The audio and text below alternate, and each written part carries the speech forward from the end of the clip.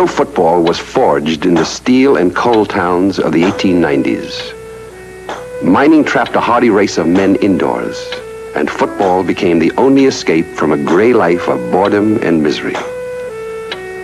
Town teams were formed, rivalries flamed, victory became vital at any cost.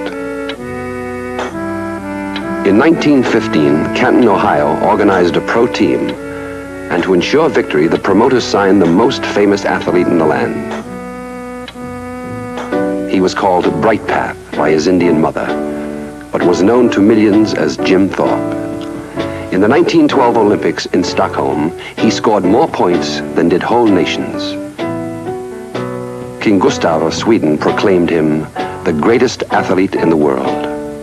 But football was Jim's favorite sport, and his name gave the pros their admittance to the national scene.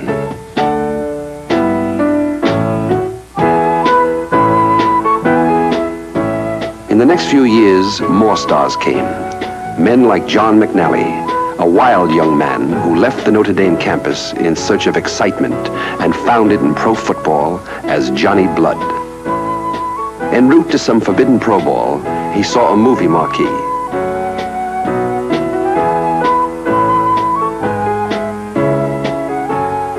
That day, Johnny Blood took the field for the Green Bay Packers, and Blood ran on and on for 15 seasons.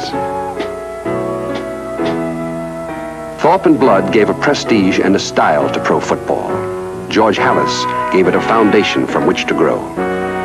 In 1918, he lost his position as a right fielder with the New York Yankees to a player named Babe Ruth. Frustrated, Halas turned to pro football and founded the Chicago Bears.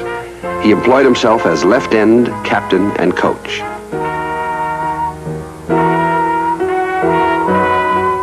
In 1920, he founded the National Football League and guided the game into the Roaring Twenties.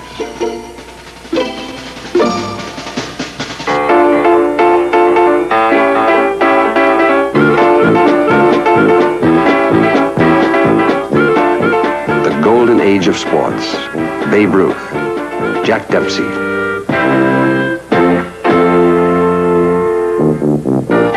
In football, it was Red Grange, a college halfback from Illinois. And perhaps more than any other athlete, he was thoroughly a product of his time. Like Houdini, he was the great escape artist.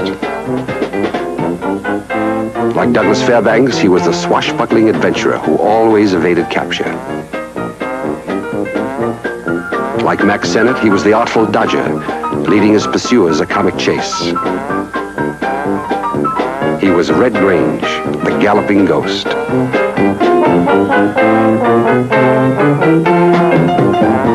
In 1925, he turned pro and signed with George Halas's Chicago Bears. Thousands who had never heard of pro football packed the stadiums to get a glimpse of the ghost.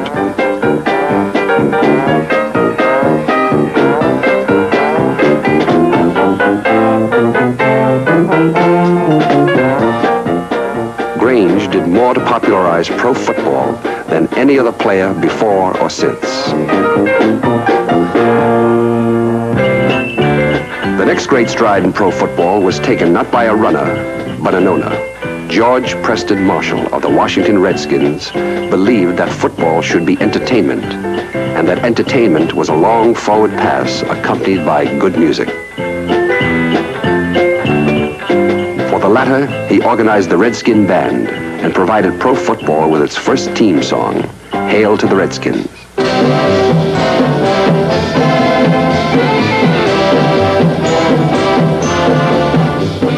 As for the forward pass, he hired Sammy Baugh, the most accurate passer in college football.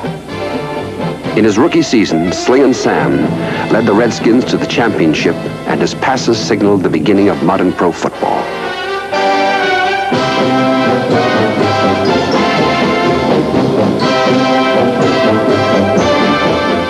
With the advent of the forward pass, the game left its rough and tumble days. Like the America of the late 30s, pro football hit the assembly line. Every position, every move was studied, practiced, perfected.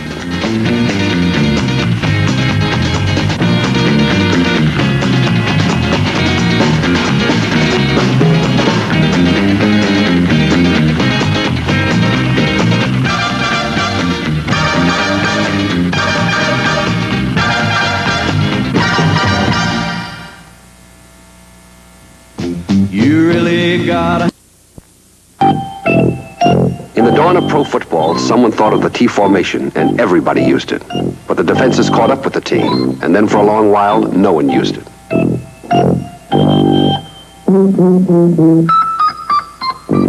In the 30s, they used complex shifting formations with intricate patterns of deception.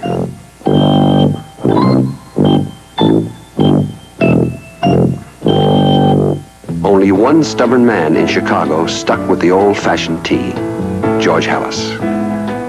In 1940, Halas rebuilt and redesigned his outmoded T.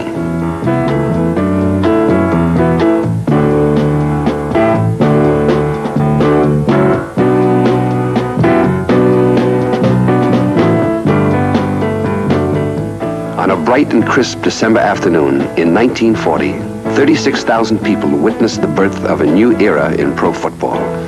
Halas unveiled his renovated T, and his Bears demolished the Redskins 73-0 to win the championship.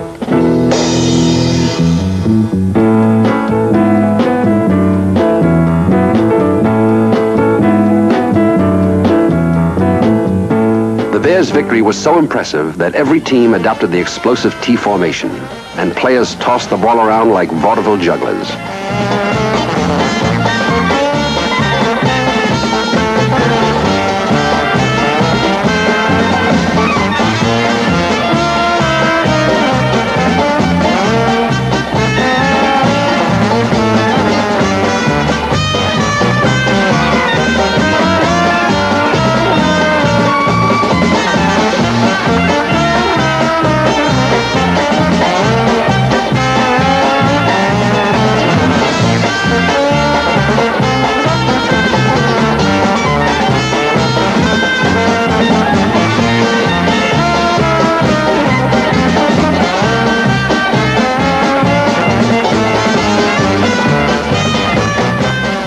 By 1943, the zany tempo of the T was slow to a march. The military needed men, and pro football went the way of all industry.